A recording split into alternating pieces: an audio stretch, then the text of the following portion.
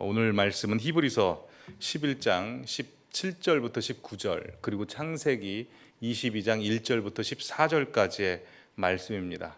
우리 한 목소리로 봉독하도록 하시겠습니다. 아브라함은 시험을 받을 때에 믿음으로 이삭을 드렸으니 그의 약속들을 받은 자로 돼 그 외아들을 드렸느니라. 그에게 이미 말씀하시기를 내 자손이라 칭할 자는 이삭으로 말미암으리라 하셨으니 그가 하나님이 능히 이삭을 죽은 자 가운데서 다시 살리실 줄로 생각한지라. 비유컨대 그를 죽은 자 가운데서 도로 받은 것이니라. 그 일 후에 하나님이 아브라함을 시험하시려고 그를 부르시되 아브라함아 하시니 그가 이르되 내가 여기 있나이다. 여호와께서 이르시되 네 아들 내 사랑하는 독자 이삭을 데리고 모리아 땅으로 가서 내가 내게 일러준 한 산 거기서 그를 번제로 드리라. 아브라함이 아침에 일찍이 일어나 나귀의 안장을 지우고 두 종과 그의 아들 이삭을 데리고 번제에 쓸 나무를 쪼개어 가지고 떠나 하나님이 자기에게 일러주신 곳으로 가더니 제3일에 아브라함이 눈을 들어 그곳을 멀리 바라본지라. 이에 아브라함이 종들에게 이르되 너희는 나귀와 함께 여기서 기다리라.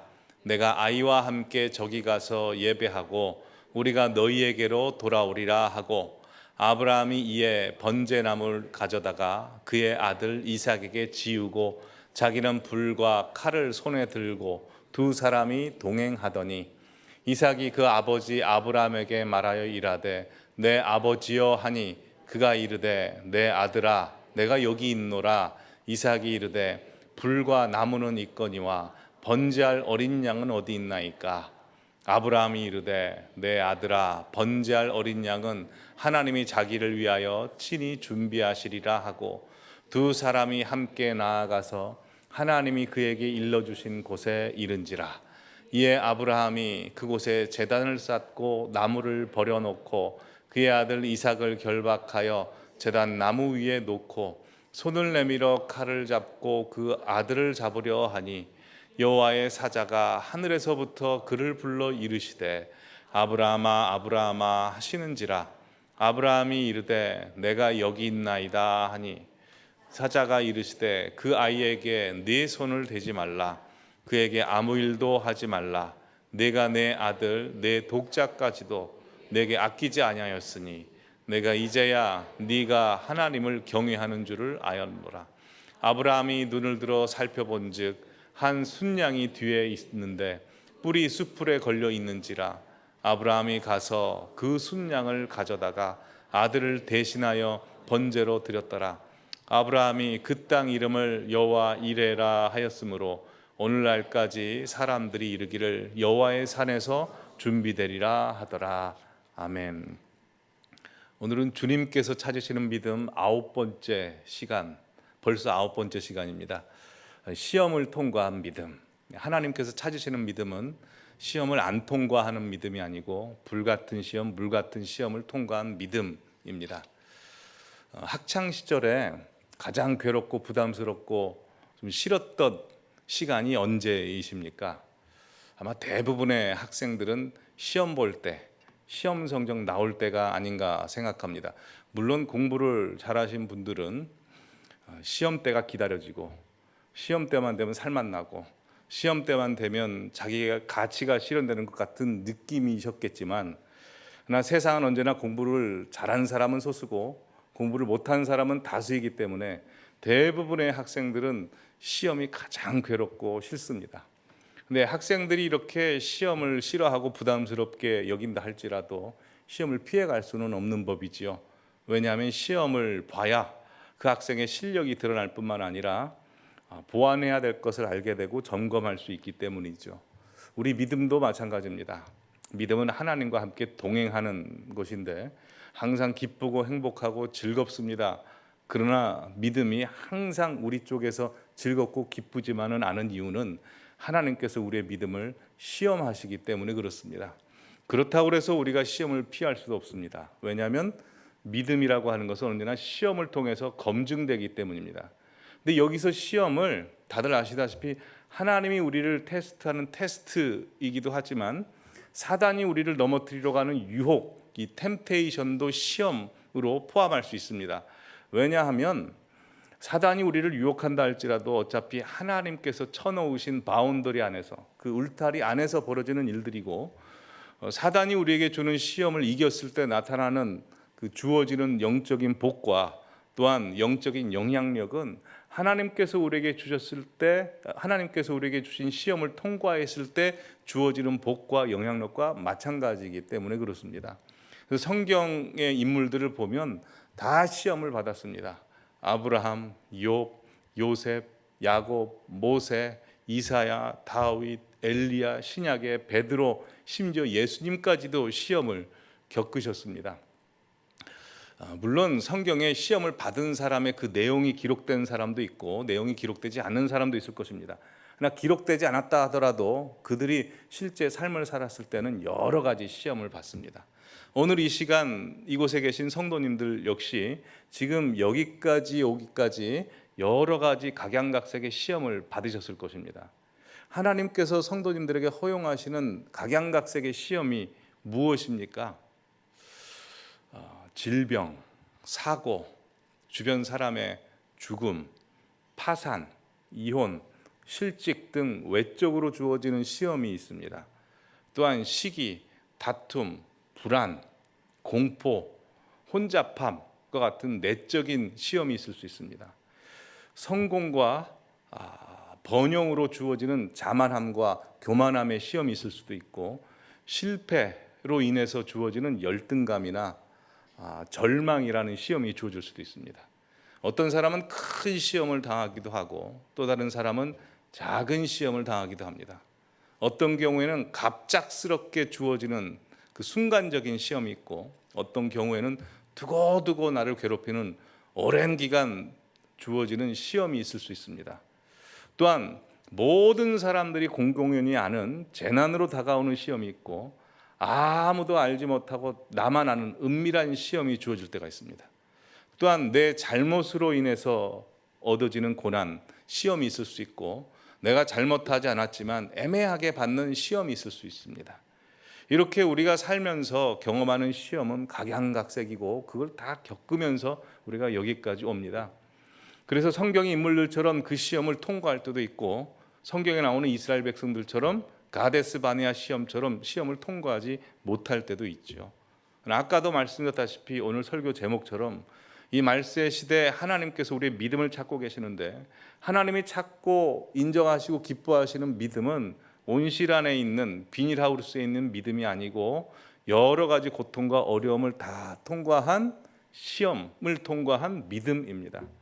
그러기에 오늘은 시험을 통과한 아브라함의 믿음을 통해서 하나님께서 우리에게 허락하시는 시험의 특징이 무엇인지 두 가지를 살펴보고 그럼 하나님께서 우리를 시험하실 때 우리는 어떻게 그걸 통과해 나갈 수 있는지에 대해서 몇 가지 함께 오늘 본문을 통해서 살펴보죠.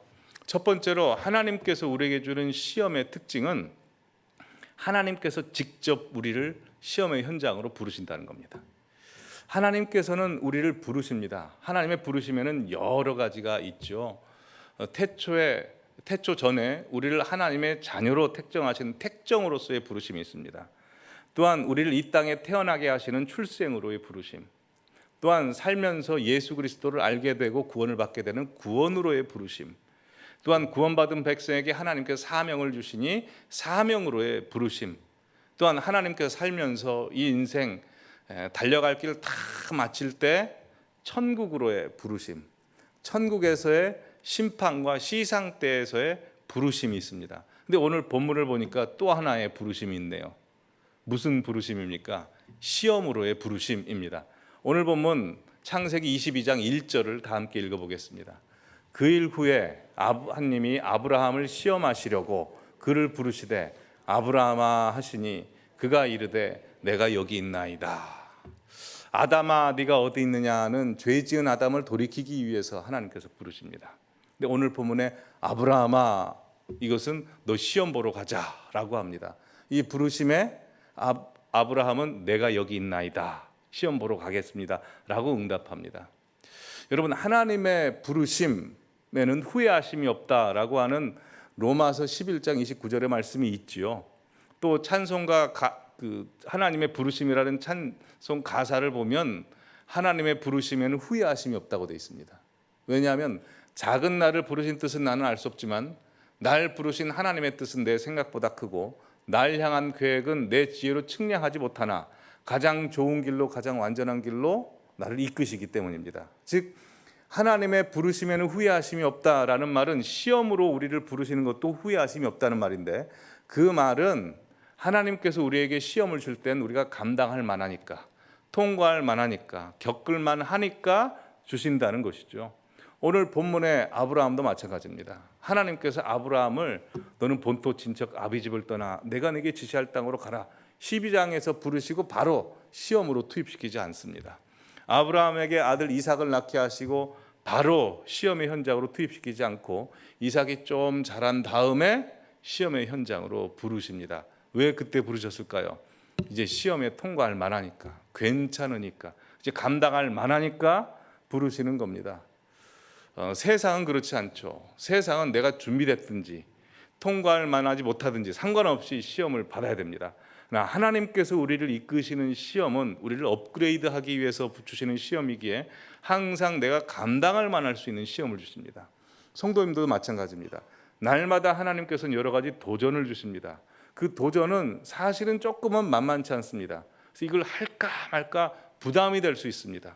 어떤 분 같은 경우에는 너 기도해라, 아침 저녁으로 기도해라, 기도할까 말까 이 부담이 있을 수 있고요.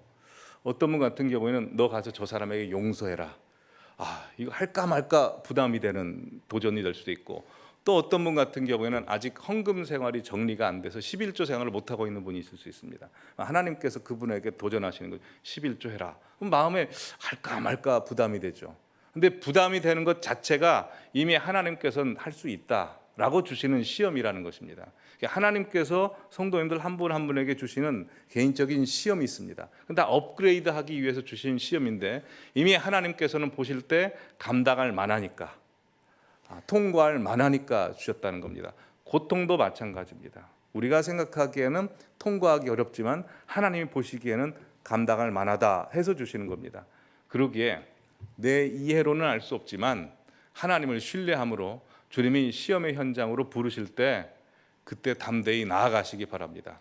복 주실 때만, 누구야 부를 때만 나가지 마시고, 시험 보자라고 할 때는 도망가시는 분들이 아니라 그때도 하나님의 부르심을 받고 기꺼이 나아가시기 바랍니다. 하나님께서는 이전의 내가 아니라 다른 나를 만들어 주십니다. 자, 두 번째로 하나님께서 우리에게 허용하시는 시험의 특징은 인간적인 작정으로, 인간적인 결심으로, 인간적인 능력으로는 통과할 수 없다는 겁니다. 자, 아까 전에 하나님께서 우리에게 허용하시는 시험의 특징이 뭐라고 그랬죠? 첫 번째는 감당할 만하니까, 통과할 만하니까 주신다고 했지만, 두 번째는 그렇다고 인간적인 능력으로, 인간적인 결심으로, 인간적인 생각으로는 절대 통과할 수 없다는 겁니다. 사람의 능력으로는 할 수 없습니다. 오늘 본문이 그걸 가르쳐 줍니다. 창세기 22장 2절 말씀 함께 읽어보실까요? 여호와께서 이르시되 내 아들 내 사랑하는 독자 이삭을 데리고 모리아 땅으로 가서 내가 내게 일러준 한 산 거기서 그를 번제로 드리라. 자, 보시면 하나님께서 아브라함에게 시험 문제를 내주시는데 이게 만만치 않은데 하나님께서 일부러 아브라함을 지칭하실 때 사용하시는 수식어구가 의도적입니다. 첫 번째, 영어 성경에도 나와 있다시피 대명사 유어라고 소유를 묻습니다. 아들을 번제로 바치라 라고 하는데 이 시험은 가치 시험이죠. 너의 거냐, 이삭이 네 거냐, 아니면 내 거냐 라고 물어보시는 겁니다. 두 번째, 사랑하는 독자라고 합니다. 사랑하는, 너는 나를 사랑하냐 아니면 아들을 사랑하냐 라고 물어보시는 것이고, 또 한글 성경 독자라고 되어 있는데 영어 성경은 your only son이라고 only라는 부사가 있습니다. 유일한 것, 소중한 것이죠. 넌 누구를 더 소중히 여기냐라고 가치를 묻고 있는데 이 시험은 만만치 않습니다. 그 자체로 만만치 않은데 두 번째로 이 시험은 인간의 상식과 이해로는 전혀 맞지가 않죠. 어떻게 인신제사를 할 수 있습니까? 사람을 바칠 수 있습니까? 뿐만 아닙니다. 이 시험이 만만치 않은 이유가 있는데 하나님께서 아들을 바로 번제로 드리라고 하지 않고 어디서 번제로 드리라고 이야기합니까? 모리아산으로 갑니다. 모리아산은 며칠 길이라고 돼 있죠? 보여주시면 3일 길입니다. 3일 길. 3절 4절. 예. 3일 길입니다. 3일 길. 여러분 작심 3일이란 말이 있죠. 작심 3일이란 말이 그냥 생겼겠습니까? 조상들이 결심해 보고 경험해 보고 나니까 3일째가 되면 결심이 가장 흐릿해진다는 거죠. 담배를 끊기로 결심한 사람이 가장 힘들 때가 3일째라고 하더라고요. 새벽 기도를 작정하고 나오면 3일째가 가장 힘듭니다. 주일날 말씀을 듣고 내가 말씀대로 살아야지라고 하면 3일째 가서 그 결심이 흔들립니다. 아무리 큰 결심이라도. 그래서 우리 믿음의 조상들은 그걸 알고 우리 한국교회 3일 예배라는 걸 만들었죠. 그래서 수요 예배가 그래서 생긴 겁니다. 사람이 결심을 해도 3일째가 흐릿해지기 때문에. 그러니까 하나님께서는 의도적으로 지금 이 자리에서 아들을 바치라라고 하시지 않고 3일 길을 가라고 합니다. 또 아브라함이 굉장히 힘들었던 게 뭐냐면요. 그 번제물을 바칠 때 사용되는 재료들, 나무와 불을 직접 준비해야 되는데 나무를 어떻게 했다고 돼 있습니까? 3절인가 4절인가 보여주시면 나무를 쪼개었다고 돼 있습니다. 아브라함이 이걸 쪼개할 때 무슨 생각했겠습니까? 창세기 15장에 보면 아브라함이 하나님 앞에 제사를 드릴 때 소, 양, 그리고 비둘기 가슴을 쪼갭니다. 그 나무를 쪼개면서 뭘 생각했을까요? 내 아들도 이렇게 쪼개야 되는데 끔찍한 일 아닙니까? 그러게 하나님께서 아브라함에게 주신 시험 자체는 아브라함의 힘과 능력과 지혜로는 감당할 수 없는 것입니다. 하나님의 힘으로만 감당해야 되죠. 지금 성도님들에게 허용하신 하나님의 시험도 그렇습니다. 저는 무엇인지 모르겠지만 하나님께서 주신 시험이 다 만만치 않으실 겁니다. 그 시험 인간의 힘으로 극복하라고 우리의 노력으로 극복하라고 주신 시험이 아니고 하나님이 주신 능력과 은혜로 그 길을 걸어가라고 주신 시험입니다. 그러기에 하나님이 주신 시험의 특징은 우리가 통과할 수 있는 시험이지만 우리의 능력으로는 해결할 수 없는 시험입니다. 그럼 이제 하나님의 능력으로 해결해야 됩니다. 자, 그렇다면 하나님께서 우리에게 주시는 시험을 어떻게 하나님의 능력으로 통과할 수 있을까요? 오늘 본문에 세 가지로 가르쳐 줍니다. 첫 번째로 하나님께서 주신 시험은 하나님의 약속을 생각하고 하나님의 약속을 신뢰해야 합니다. 오늘 본문 5절 말씀 같이 한번 읽어보실까요? 이에 아브라함이 종들에게 이르되 너희는 나귀와 함께 여기서 기다리라. 내가 아이와 함께 저기 가서 예배하고 우리가 너희에게로 돌아오리라 하고. 자, 아브라함과 이삭이 함께 모리아 산까지 갑니다. 산 밑에서 아브라함이 종들에게 너희는 여기 있어라. 이제부터는 나와 이삭이 함께 하나님께 번제 드릴 곳으로 가서 번제 드리고 돌아오리라 라고 합니다. 자, 분명 하나님께서는 아들을 번제로 바치라고 했는데 아브라함은 종들에게 이야기하기를 아들과 함께 돌아온다라고 말씀을 합니다. 어떻게 아브라함은 다시 돌아온다라고 이야기를 했을까요? 진짜 돌아올 거라고 믿고 생각해서 그렇게 말을 했을까요? 아니면 그냥 둘러대는 그런 말이었을까요? 실제 이걸 믿었습니다. 생각했습니다. 그 증거가 오늘 히브리서 11장 17절에 19절입니다. 같이 읽어보실까요? 아브라함은 시험 받을 때 믿음으로 이삭을 드렸으니 그는 약속들을 받은 자로되 그 외아들을 드렸느니라. 그에게 이미 말씀하시기를 내 자손이라 칭할 자는 이삭으로 말미암으리라 하셨으니 그가 하나님이 능히 이삭을 죽은 자 가운데서 다시 살리실 줄로 생각한지라. 자, 보시면 아브라함은 시험을 받을 때 믿음으로 시험을 통과했는데 그 믿음은 약속을 믿는 믿음이라고 되어 있죠. 17절에 빨간 글씨 보시면. 근데 그 약속은 무엇입니까? 18절에 내 자손이라 칭할 자는 이삭으로 말미암으리라 라는 약속을 받습니다. 그래서 19절에 보시면 이 아브라함은 이삭을 하나님께서 죽은 자 가운데서 다시 살리실 줄로 생각한 겁니다. 한번 생각해 보시죠. 어떻게 아브라함은 이런 생각을, 이런 하나님의 약속을 생각하게 됐을까요? 여러분 성경 보시면 하나님께서 아브라함을 통해서 아들을 낳게 해주겠다고 약속을 한 번만 하시지 않죠. 여러 번 하십니다. 먼저 첫 번째로 하신 약속을 보여주시면 12장 2절에 내가 너로 큰 민족을 이루고 라고 약속합니다. 좀 브로드하게 약속을 하십니다. 자, 그러자 아브라함은 하나님이 약속을 이루셔서 바로 아들을 주실 것 같은데 아들을 주시지 않습니다. 그래서 나중에 안 주시나 보다 하고 자기의 상속자를 종 엘리에셀로 지정을 합니다. 그러자 15장에서 하나님께서 다시 약속을 하시죠. 보면 여호와의 말씀이 아브라함에게 임하여 이르시되 그 사람이 내 상속자가 아니다. 네 종이 내 상속자가 아니고 네 몸에서 날 자가 내 상속자가 되리라 하고 직접 아브라함을 이끌고 밖으로 나가 하늘의 별과 바다의 모래를 쫙 보여주시는 겁니다. 이 현장 학습을 시켜주시는 겁니다. 조금 더 약속이 명확해졌죠. 그래서 이제 16장에 무슨 일이 벌어지냐면 그래도 아들을 안 주시니까 이제 사라가 자기 여종 하갈을 줘서 하갈을 통해서 이스마엘을 낳습니다. 자, 그리고 나서 17장에 하나님께서 다시 나타나서 세 번째 아들 약속을 해주는데 좀 더 명확해집니다. 하나님이 이르시되 네 안에 사라가 나올 것이다. 사라라고 일단 지정을 해주십니다. 그리고 이름까지 말씀해 주시죠. 이삭이다 라고 하면서 내가 이삭과 함께 영원한 언약을 맺게 해주겠다라고 말씀하십니다. 이때 17장 때 아브라함의 나이가 몇 세인지 혹시 아십니까? 그때가 99세입니다. 99세 때 이 약속을 해주시고 무슨 언약을 맺으시냐면 할례를 행합니다. 할례라고 하는 것은 남성 생식기 표피를 가리는 것으로 이것의 의미는 아브라함의 생식 능력이 죽었다는 거죠. 86세 때 아브라함은 이스마엘을 낳았습니다. 그때는 생식 능력이 있었죠. 근데 99세 창세기 17장에서는 이제는 아브라함의 생식 능력이 다 죽었다는 겁니다. 근데 그리고 나서 하나님께서 또 한 번 또 나타나십니다. 18장 보여주시면 이번에는 사라의 믿음을 끌어올리시기 위해서 나타나신 겁니다. 지난주에 말씀을 드렸죠.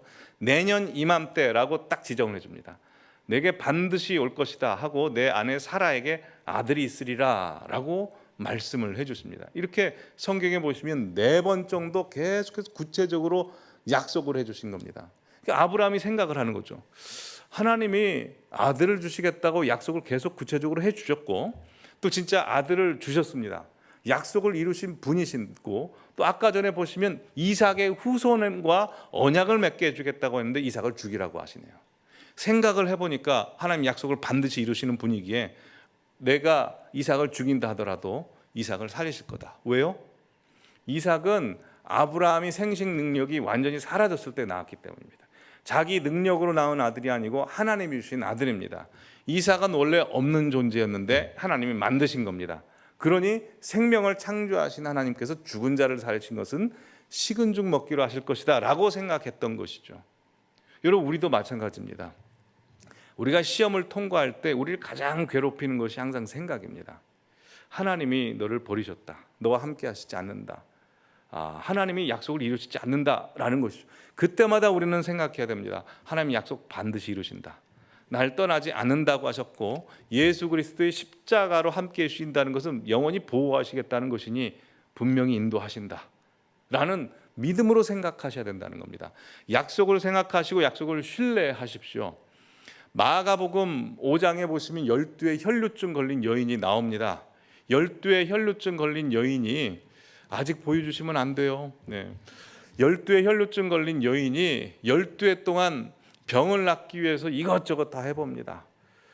재산 다 해서 약 구해보고 의사 다 찾아가 보고 해도 못 고칩니다. 근데 12년이 지난 후에 예수님 지나가신다는 소식을 듣고 예수님 옷자락을 만져서 그 여인이 병이 났습니다. 그리고 기적을 경험하죠. 어떻게 병이 나을 수 있었을까요? 옷자락을 만졌기 때문일까요? 여러분 한번 생각해 보십시오. 그때 야이로의 딸을 구하러 가시던 때이고 사람들이 많이 운집해 있을 때입니다. 그럼 이 12의 혈루증 걸린 여인만 옷자락을 잡았을까요? 아니죠. 다른 사람도 부지불식간에 예수님 옷자락을 만졌고 예수님이 스타이기 때문에 다 만졌을 겁니다. 근데 수많은 사람들이 예수님의 옷자락을 스치고 만졌는데 이 여인만 기적을 경험합니다. 왜 그랬을까요? 이때 보여주시죠. 같이 읽어볼까요? 이는 내가 그의 옷에만 손을 대어도 구원을 받으리라 생각함이라. 생각하셔야 됩니다. 하나님께서 우리에게 주시는 시험의 그 길을 통과할 때는 하나님이 분명히 나와 함께 하신다. 이 시험의 끝에서 주님 기다리고 계시고 동행하신다라고 생각하십시오. 그럴 때 우리가 시험을 통과할 수 있습니다. 자, 두 번째, 하나님께서 우리에게 주시는 시험을 통과할 수 있는 비결은 하나님께서 이미 다 시험을 끝내셨다, 승리하셨다, 준비하셨다는 것을 생각하셔야 됩니다. 자, 아브라함과 이삭이 함께 이제 하나님께 번제 드리러 올라갑니다. 보니까 나무는 준비되어 있고 불을 피울 장작도 다 준비되어 있습니다. 근데 이삭이 보기에 이게 재물이 없거든요. 그래서 아버지에게 물어봅니다. 아버지, 재물 어디 있어요? 그러자 창세기 22장 8절에 아버지 아브라함이 이렇게 대답합니다. 아브라함이 이르되 내 아들아, 번제할 어린 양은 하나님이 자기를 위하여 친히 준비하시리라 라고 말합니다. 이삭으로부터 양이 어디 있습니까? 라는 질문을 들었을 때 아브라함은 일단 가슴이 절렁 내려앉았겠죠. 그리고 무심코 이 말을 했을 겁니다. 생각을 하고 말을 했을까요? 아니면 정말 그냥 무심코 나온 말이었을까요? 성경에 보시면 그가 생각을 하고 말했다는 근거는 없습니다. 아마 무심코 한 말이었던 것 같습니다. 근데 하나님께서는 무심코 한 그 아브라함의 말도 들으시고 그대로 행하시죠. 하나님은 모든 걸 미리 준비해 놓고 일을 시작하시는 분이십니다. 하나님의 창조를 보십시오. 하나님이 창조하신 가장 결정체 중요한 존재는 우리 인간입니다. 근데 중요한 것부터 만드시지 않고 이 세상부터 다 창조하고 마지막에 우리를 만드셔서 우리는 그냥 하나님이 만드신 세계를 볼 뿐이죠. 하나님이 이스라엘 백성들을 출애굽시키실 때도 먼저 이스라엘 백성들에게 40년치 줄 양식 미리 준비하셨습니다. 그게 준비하시는 분이십니다. 어제 권사회 말씀에서도 함께 나눴지만요, 우리가 하루를 보내면 우리 입장에서 하루의 시작은 아침이고 하루의 마지막은 저녁입니다. 그 시간관의 중심에는 누가 있을까요? 우리가 있습니다. 내가 눈을 떠서 하루가 시작되는 거고 내가 눈을 감으면 하루가 마치기 때문에요. 근데 성경의 시간과는 다릅니다. 창세기 1장 보면 하루의 단위를 어떻게 얘기합니까?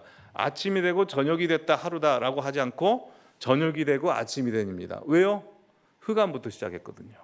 흑암도 주님께서 창조하셨는데 흑암이 시작되고 그 다음 흑암 속에서 빛을 만드십니다. 하나님께서는 우리가 자고 있을 때 일하시는 거죠. 그러니 저녁이 되고 아침이 된다라고 하는, 저녁이 시작이고 아침이 하루의 끝이다라는 시간관의 중심엔 하나님이 계십니다. 우리가 일어나서 눈을 떠서 살아가는 세계는 우리 힘으로 살아가는 것이 아니고 이미 하나님께서 나를 위해서 준비해 놓은 세계를 보면서 시작하는 거죠. 그러니까 우리의 하루는 이미 하나님께서 준비하신 하루를 살게 되는 것입니다. 근데 중요한 게 있습니다. 하나님께서는 준비 과정을 우리에게 보여주지 않는다는 거죠. 그렇지 않습니까? 만약 아브라함에게 시험을 치르게 하셨을 때 하나님께서 미리 준비하시는 것을 아브라함에게 보여줬다면 어떻게 됐을까요? 아브라함이 이삭과 함께 양을 데리고 모리아 산으로 쭉쭉 올라가는데 100m 뒤에서 이 순양이 졸졸졸 따라오고 있습니다. 그럼 사람이 눈치가 있는 사람은 딱 알겠죠. 하나님이 양을 대신해 주셨구나. 너무나 감사하다 하고 해서 아브라함이 이삭을 번제단에 올릴 때 어떻게 온적했습니까? 대충 올렸겠죠. 이게 마음이 들어가지 않죠. 사람이란 존재가 그렇지 않습니까? 미리 다 알고는 긴장감이 사라지고 그 정성이랄지 이런 게 다 사라집니다. 그렇지 않습니까? 그 드라마도 그렇지 않습니까? 드라마를 볼 때 결론을 미리 누가 스포해 버려요. 그러면 그 옛날 영화 중에 세븐이라는 영화가 있었습니다. 세븐인가? 그 브루스 윌리스가 나오는 영화가 있습니다. 브루스 윌리스가 귀신이에요. 그래서 90년대인데 극장에서 사람들이 기다리고 있는데 극장에서 그 영화를 보고 온 사람이 이렇게 얘기한 겁니다. 그 극장에서 기다리고 있는 사람한테 브루스 윌리스가 귀신이다! 라고 스포를 해버렸습니다. 그래가지고 막 대판 싸움이 나고 폭력 사건이 일어났던 적이 있습니다. 사람이란 존재는 미리 알면 이 긴장감이 떨어집니다. 그 마음이 안 써집니다. 그래서 하나님께서는 이걸 아시죠. 그래서 절대로 우리에게 시험을 주실 때 시험 후에 무엇을 준비할지, 답이 무엇인지를 안 가르쳐 주십니다. 왜요? 하나님은 우리가 하나님을 더 신뢰하기 원하시기 때문입니다. 하나님이 이미 다 시험을 끝내셨고 승리하셨고 모든 것 준비해 놓고 이 과정을 걸어가게 하신다는 것을 우리로 하여금 알게 하시는 겁니다. 지금 성도님들 중에 힘든 사망의 음침한 골짜기 걷고 계시는 분이 있습니까? 경제적인 문제 때문에 가족 중에 누가 아파서 인간관계 문제로 오랫동안 해결되지 않은 문제, 자녀의 문제, 하나님께서는 이미 다 준비해 놓으셨습니다. 다 해결해 놓으셨고 우리로 하여금 그 길을 걸어가야 된다고 합니다. 그래야만이 하나님께서 주시는 복과 하나님께서 우리에게 기르시고자 하는 믿음의 근육이 생기기 때문입니다. 시험을 통과하실 때마다 하나님 이미 다 끝내셨다. 시간과 공간을 초월하신 하나님은 이미 다 끝내셨고 나를 목적으로 하여 내 믿음을 정금같이 단련하시기 위해서 이 길을 걸어가신다라고 그렇게 믿으십시오. 아니 믿는 것 자체가 아니라 그냥 그게 사실입니다. 그렇게 걸어가시는 우리 성도님들 되시기를 바랍니다. 마지막 세 번째로 하나님께서 우리에게 주시는 시험을 잘 통과하기 위해서는 우리 인생에 주어지는 장애물에 대한 시각을 바꿔야 됩니다. 장애물에 대한 생각을 바꿔야 됩니다. 지금 이 자리에 앉아 계신 우리 모든 성도님들 장애물이 있을 겁니다. 어떤 분은 신체적인 장애, 육신의 아픔 때문에 신체적인 장애가 있는 분도 계시고요.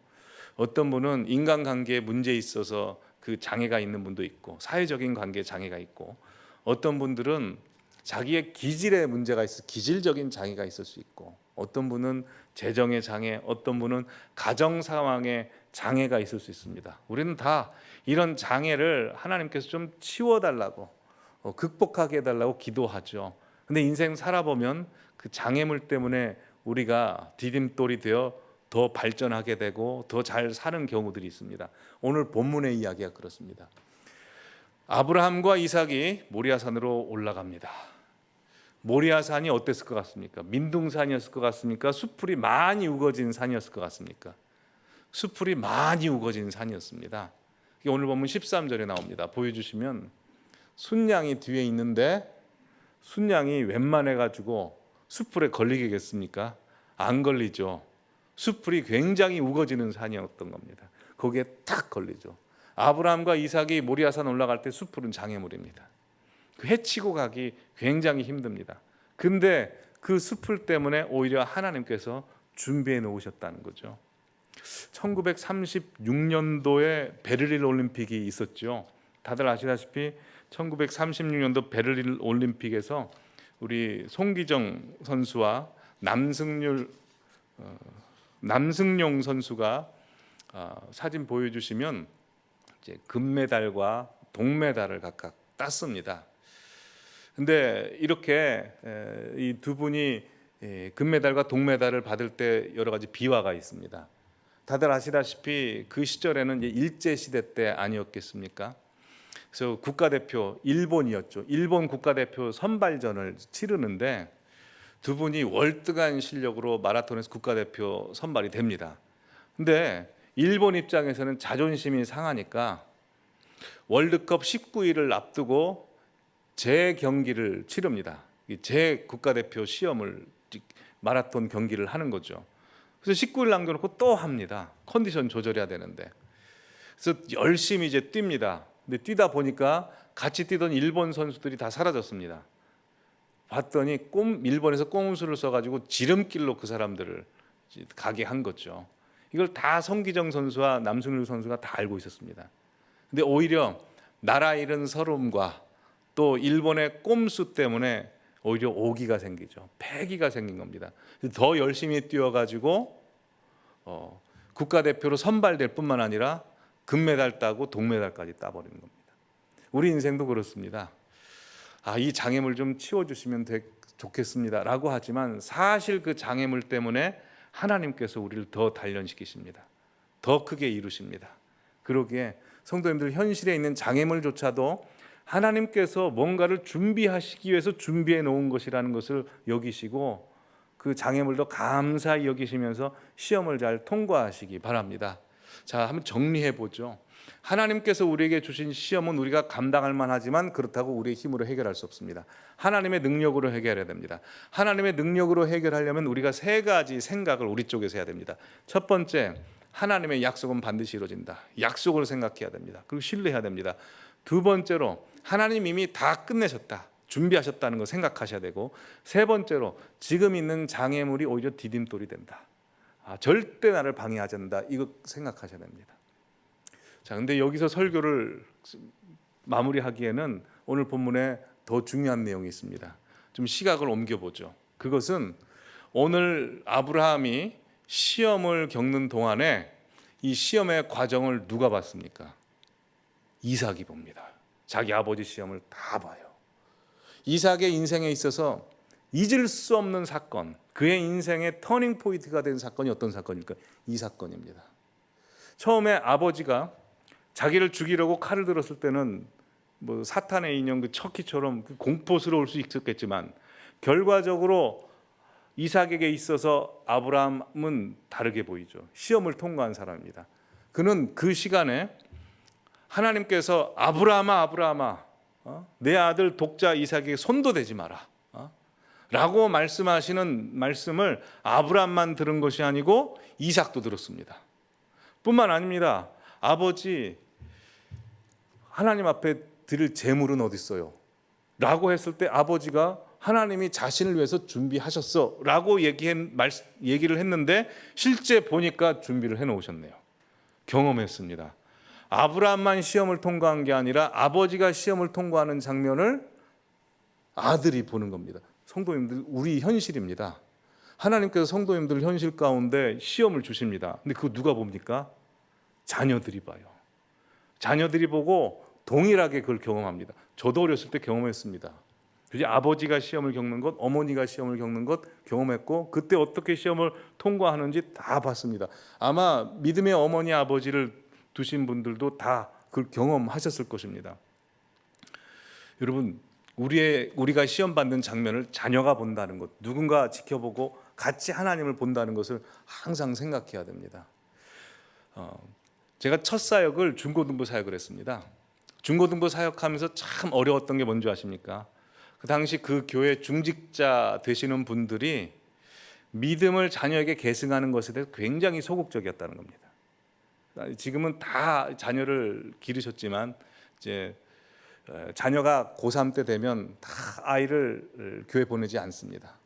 또 수련회 때, 제가 수련회 했을 때 애들이 성령 충만 받고 방언 받고 막 환상 보고 하면서 주의 사자가 되겠다고, 선교사가 되겠다고 헌신했거든요. 그 가장 누가 싫어했냐면 그 부모들이 가장 싫어했습니다. 어떡하나 목사 된다고 하는데, 그게 기도 제목이요. 목사 안 되게 하는 게. 그랬다는 겁니다. 근데 여러분, 자녀들에게 뭘 물려주시겠습니까? 야곱이 12아들 중에 가장 사랑했던 아들 요셉에게 채색옷 물려줍니다. 근데 그 채색옷 때문에 요셉은 인생이 꼬여버립니다. 채색옷 때문에 요셉은 형들에게 모함을 받아서 애굽의 종으로 끌려가고 감옥에 갇힙니다. 그리고 아버지가 그렇게 사랑해서 물려준 채색옷은 다 찢겨져 버립니다. 성도님들, 이 세상에서 자녀에게 물려주고 싶은 채색옷이 무엇입니까? 그거 물려주면 그게 자녀를 보호해주고 화려하게 만들어주는 게 아니라 오히려 자녀를 더 힘들게 할 수 있습니다. 그리고 그것조차 찢겨질 수 있다는 겁니다. 근데 야곱이 요셉에게 채색옷만 물려준 게 아니에요. 믿음의 옷도 물려줬습니다. 채색옷은 찢겨졌는데 믿음의 옷은 찢겨지지 않았습니다. 그래서 종살이 하면서 믿음의 옷으로 버팁니다. 보디발 장군의 아내가 유혹했을 때도 그 믿음의 옷이 그를 지켜줍니다. 무엇으로 자녀에게 물려주시겠습니까?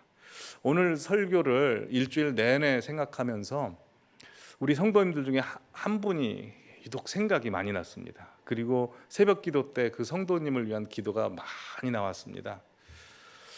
권사의 기도회 시간에도 그 일반 교회 성도님들의 쇼츠로 된 신앙 간증을 보여드렸지만, 참 그걸 보면서 우리 성도님들 연말 가기 전에 한 분 한 분 하나님 만난 사건들, 교회 개척했을 때 사건들 한번 간증을 영상으로 좀 남기는 게 좋겠다 하는 생각을 좀 했습니다. 왜냐하면 두 가지 효과가 있는데요. 첫 번째로 우리 성도님들의 믿음이 다음 사람들에게 계승될 수 있고요.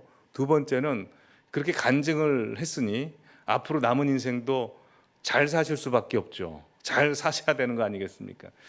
그랬으면 좋겠다 하는 생각을 가지는데 일주일 내내 기도가 나왔고 이제 설교를 준비하면서 생각했던 분이 누구냐면 다들 잘 아시는 분이 민태희 권사님이 생각이 나더라고요. 근데 민태희 권사님의 신앙 이야기를 또 모르시는 분들이 많이 계시더라고요. 한 몇 주 전에 민태희 권사님 부근되신 남집사님 병원 신방을 갔습니다. 병원 신방에 가서 따님 되시는 남집사님으로부터 민태희 권사님의 신앙 이야기를 듣고 제가 깜짝 놀랐고 그때 처음 듣고 큰 은혜를 받았습니다. 그래서 이걸 좀 함께 나누고 계승할 필요가 있겠다 생각해서 말씀을 드립니다. 민 권사님은 원래 기독교 집안에서 태어나지 않으셨습니다. 우리 남집사님도 마찬가지시고요. 그래서 잘 사시던 두 분이 같이 만나셔서 이제 결혼을 하시고 이제 40대 중반이 되었을 때 4명의 자녀가 있었습니다. 이제 청소년, 다 청소년이셨는데요. 1976년도에 남집사님의 사업이 다 폭삭 망해버립니다. 그리고 남집사님은 한국에 사실 수가 없어서 76년도에 중동 쪽으로 뭐 리비아, 이란 등지를 이제 돌아다니시게 됩니다. 그러니 이제 민태희 권사님은 혼자서 4명의 청소년 사춘기 가장 힘들 때 그 자녀를 돌봐야 되는 건 아닙니까? 그래서 신월동에 있는 작은 집으로 이제 옮겨서 동대문 시장에 가서 이제 옷을 직접 가지고 와서 이제 그거를 집에서 판매를 하신 겁니다. 이제 그러던 도중에 어떤 분의 전도로 교회 가서 예수님을 만나게 됩니다. 근데 민태희 권사님의 별명이 뭔지 혹시 아십니까? 민장군이라고 그러시더라고요. 그래서 장군답게 하나님을 아주 굉장히 강력하게 만나셨답니다. 그래서 만난 즉시 8형제에게 다 복음을 전하고 시댁 식구, 친정 식구 다 복음을 전하고 그때부터 제사를 다 없앴답니다. 기독교식으로 다 바꾸게 되었답니다. 그리고 이제 하나님 앞에 충성되게 일을 하시는데요. 새벽 기도 마치고 나서 아침부터 밤 11시까지 이제 그 옷을 판매하시는 거죠. 그리고 11시에 마치면 같이 장사하시던 분하고 민태희 권사님 집에 그 작은 집에 모여가지고 날마다 하나님 앞에 예배했답니다. 이걸 이제 따님이 직접 본 겁니다. 중학교 3학년 때. 하나님 앞 자녀 교육도 굉장히 철저하게 시키셨답니다. 일단 민태희 권사님께서 하루 벌어 이제 하루 사시는데 하나님 앞에 11조를 하는데 어려울 땐 11조 하는 게 아니다. 10의 2조를 해야 된다 해서 하루 동안 벌면 10의 2조를 딱 떼가지고 그걸 이제 헌금을 하시는 겁니다. 그리고 자녀 교육도 뭐 고3이 되든 시험이 있든 교회를 무조건 나가게 하셨고 뿐만 아니라 교회를 나가되 예배 시작하기 30분 전에는 예배당 안에 앉아 있어라 라고 해서 그렇게 교육을 시키셨답니다. 뿐만 아니라 목사님도 너무 잘 섬기시지 않습니까? 목사님이 산기도 가자 하면 산기도 가시고 금식기도 하시고 수시로 하셨다고 합니다. 그렇게 거의 4년 동안 1976년도에 이제 사업이 망하고 1979년도 9년도까지 그렇게 지내시는데 중동에 가 계신 남집사님하고는 연락이 안 되는 거죠. 연락이 안 되는 그런 상황에 목사님께서 민태희 권사님께 연락이 하도 안 되니까 우리 작정기도 합시다 라고 해가지고 산에 금식기도 작정기도를 한 겁니다. 목사님께서 민태희 권사님과 같이 기도하는데 민태희 권사님을 위해서 기도할 때 목사님이 응답을 받아버린 겁니다. 어떤 응답을 받냐면 환상으로 영어로 그 목사님도 영어를 잘하셨나 봐요. 그 패스라고 PASS라고 환상이 딱 보인 겁니다. 그래서 권사님에게 패스라고 응답을 받았다고. 그리고 기도를 마치고 집으로 내려갔습니다. 집으로 내려갔는데 중동에 있는 남집사님으로부터 편지가 왔습니다. 그때까지 남집사님은 정말 힘들게 이제 기술직 노동자로 전전긍긍하면서 사셨는데 그때 79년도에 리비아에 딱 가신 겁니다. 리비아에 갔을 때 어떤 호텔에서 어떤 리비아 현지인을 만난 겁니다. 현지인이 갑자기, 집사님은 거의 일불도 없으셨답니다. 그때 자기 형이 오일 회사에서 일하고 있는데 오일 회사로 소개시켜 주겠다고 데리고 간 겁니다. 근데 사실 오일 회사에 자기 형이 없었답니다. 아마 이제 돈이 있는 줄 알고 돈을 갈취하려고 그랬던 것 같다고 그래요. 근데 소개를 시켜주고 정유회사에 가서 자기를 좀 써달라고 이제 부탁을 하는데 리비아 사람은 그거 소개시켜주고 그 이후로 이제 만나지 못한 겁니다. 그냥 뭐 얻어먹을 게 없다고 생각해서 그런지 하여튼 사라졌답니다. 근데 거기에서 이제 매니저를 만나게 되고 어떤 미국 사람을 만나게 돼서 안 써주겠다고 하는데 중간에 무슨 골프 이야기를 했나 봅니다. 골프를 뭐 치냐 어쩌냐 골프 이야기를 하자 라포가 형성이 돼가지고 그 매니저 되는 그 미국 사람이 사업 한번 해보지 않겠냐고. 난 돈이 없다고.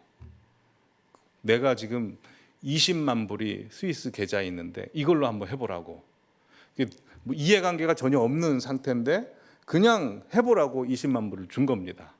그리고 그거 가지고 사업이 일어나기 시작한 거죠.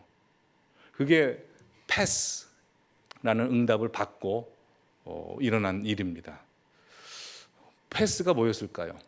하나님께서 민태희 권사님에게 허락하신 시험의 시간이셨겠죠.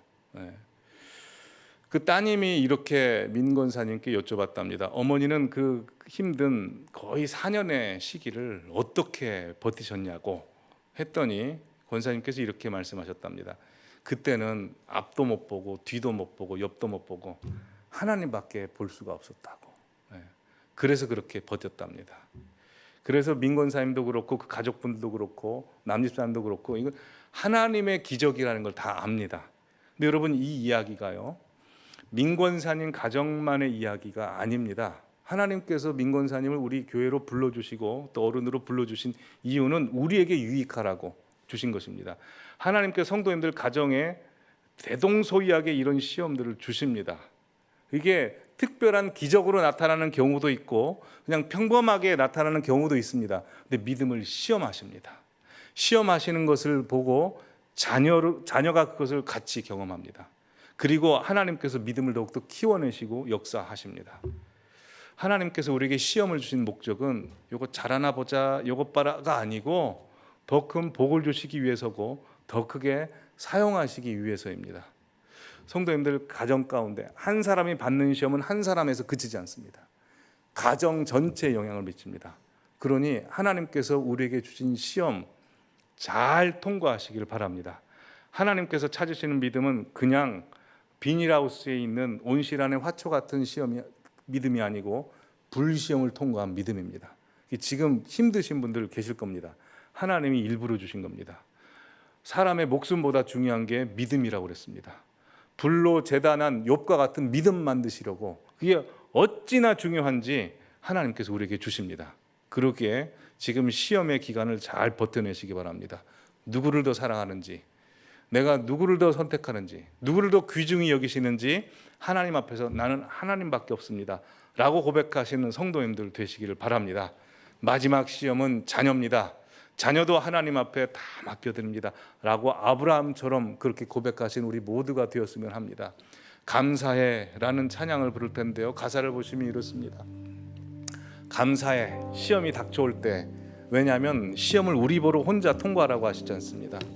주님께서 함께 하십니다. 주님만 바라보게 하십니다. 그래서 두려움 없습니다.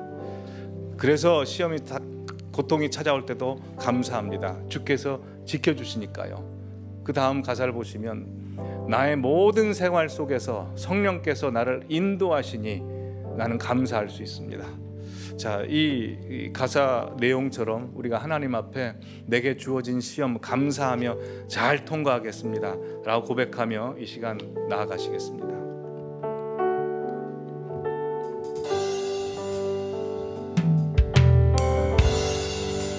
감사해 시험이 닥쳐올 때에 주께서 인도하시니